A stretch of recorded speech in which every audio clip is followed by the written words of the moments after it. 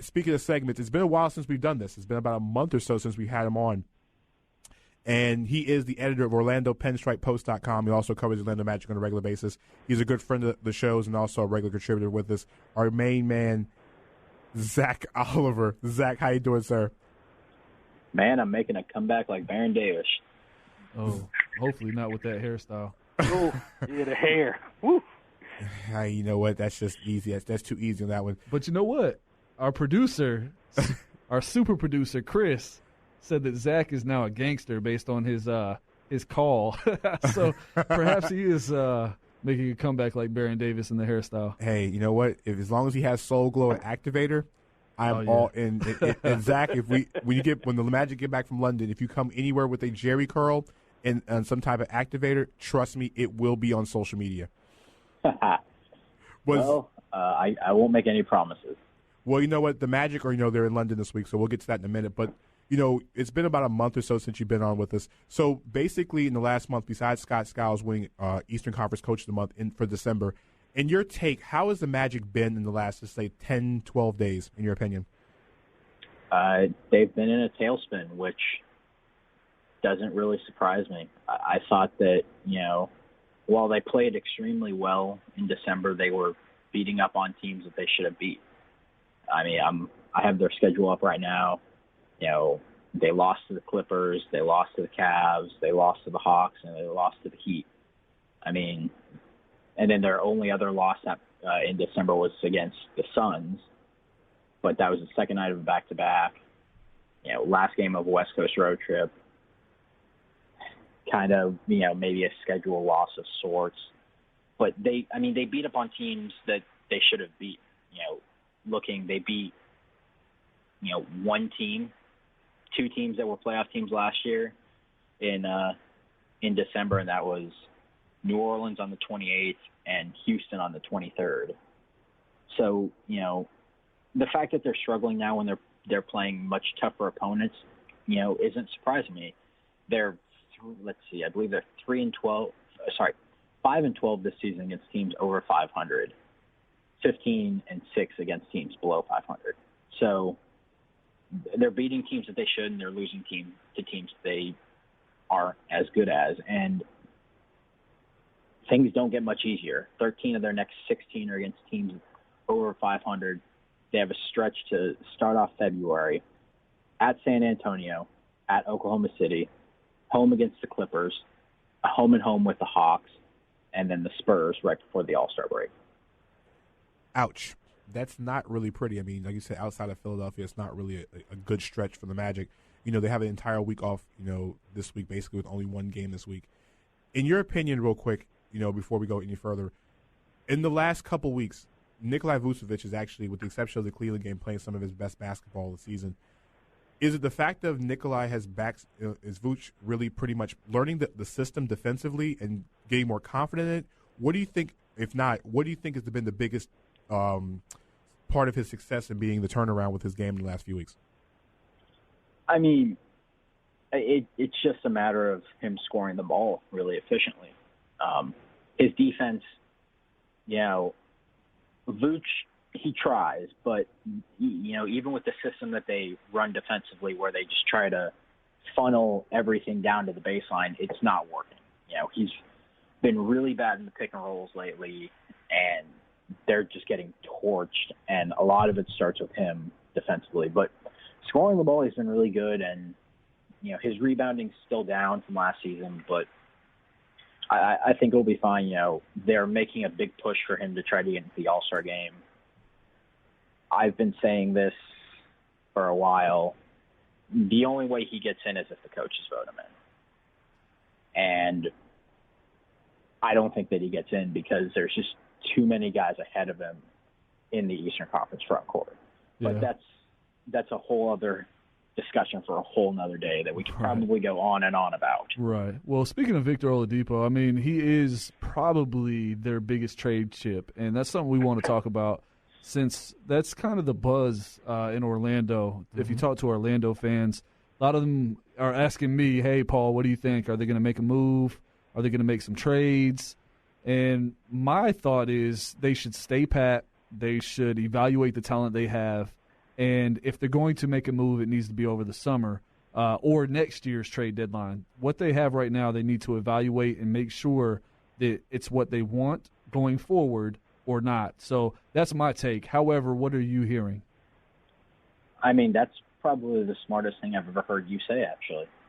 I mean, that's about right well played, on where I'm sitting. You know, the Magic are in a position where, as you said, they're still trying to figure out what they have. You know, sure, come this summer, there's going to have to be a lot of questions answered. You know, do you extend Evan Fournier? You know, do you keep Victor Oladipo? I mean, he's a guy that is probably their best trade asset right now, but, you know, do you really want to move him? Right. So I think that their best move is standing pat because, you know, unless, you know, somehow, some way you can get that star, if you can get, you know, a DeMarcus Cousins, or if you can, you know, or if maybe even a Marc Gasol, you know, something like that, then maybe you consider making a move at the deadline. But I just think that, you know, if they do end up making the playoffs, which with how their schedule is the rest of the way and the way that they've played against teams over 500, I think is far-fetched right now, to be 100% honest and fair to this team. You know, they're trying and they're better, but they're just still way too inconsistent. But Okay. I don't think that you give up those assets right now to go and get a guy. You know, I've heard some people bring up Joe Johnson. You know, why do you go and rent a guy for 2 months and then maybe make the playoffs and give up an asset or two to do it? You know, if you're getting a guy who can really be here long term and make an impact, then you talk about it. But I think standing pat is probably their best move right now. Okay. I have a question. Magic, they're getting ready to take a trip over to London. How popular is the Orlando Magic, you know, in London and the England area? They're very popular, which, you know, confuses me a little bit, but at the same time I understand it. I was talking to Danny this afternoon, you know, the Magic are more popular than LeBron is over there. They are. I mean, you talk to English basketball fans and, you know, they almost directly go straight to the Magic, which is, you know, really impressive. And I think the big thing is the Magic were one of the two teams that played the first game ever over there. You know, they played the Hawks in a preseason game, and I believe 1993, I want to say. So they all, you know, got a taste of Shaq and Penny. So, you know, that, and plus Orlando's such a big tourist town that, you know, if you're coming here and you're from, you know, over there, if you want to go to a sporting event, you don't have any choices unless you come in the summer when Orlando City's playing. But other than that, you got the Magic, the Solar Bears, and UCF. So you're probably going to take the Magic, and that's really built a strong contingent over there. Interesting. So, Zach, before we let you out of here, here's a question. The Magic did make a move today. They acquired Joe Harris. So we did make a trade. The Magic fans, big time. They made a trade. Joe Harris was traded from the Cleveland Cavaliers to the Orlando Magic. I want to get your opinion on this. Now, the deal, for those who don't know the deal, this humongously big trade, I think the third of the season, the Cavs sent Harris as well as cash considerations and the Sacramento Kings protected second-round pick in 2017 to the Magic in exchange for the protected 2020 second-round pick of the Portland Trailblazers. Now, guys, both of these picks are both top 55 protected. So, this is a huge deal in the NBA right now. So, Zach, real quick, what are your thoughts on the Magic being able to do something, not with just Joe Harris, but with this protected top 55 pick from the Sacramento Kings in 2017 in the second round? Does this turn the Magic's franchise, you know, upside down with this one? Well, I can sense the sarcasm dripping out of your voice right now. But to be 100% honest, I think that this was a waste of a trade for the Magic. You know, look, they did this deal, and you know the 2 picks that were involved are a complete wash because neither team is going to see either one of them.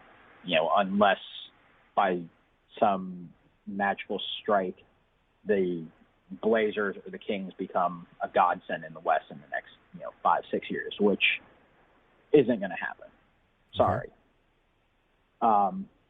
You know, the Magic pretty much helped the Cavs out here. I don't have Joe Harris's cap number off the top of my head. I believe it was about 485,000. Yeah, it's not. I mean, by NBA standards, it's not much. Yeah, it's just a minimum contract.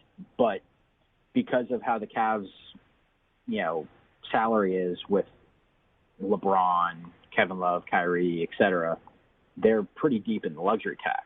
Mm-hmm. So sending Harris to the Magic saves the Cavaliers $3.3 million in luxury tax. Plus, it opens up a roster spot for the potential of say a guy like Joe Johnson doesn't get traded and ends up getting bought out by the Nets.